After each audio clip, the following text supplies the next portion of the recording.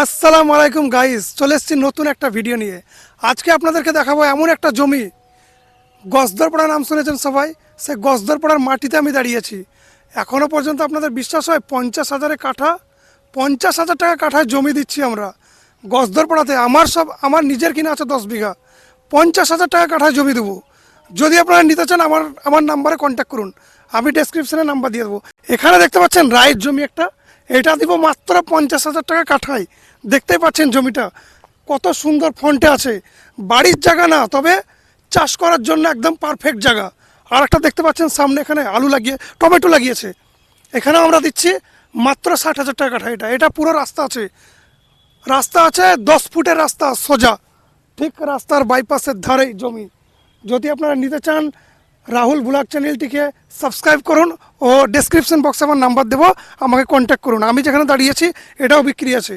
এখানে মোটামুটি 10টা জমি বিক্রি আছে, যেটা লাগবে সেটাই দেবো। তো ভিডিওটা আজকে এখান থেকে শেষ, পরবর্তী ভিডিওতে দেখা হচ্ছে। সবাই ভালো থাকবেন, সুস্থ থাকবেন এবং দোয়া করবেন আমার জন্য।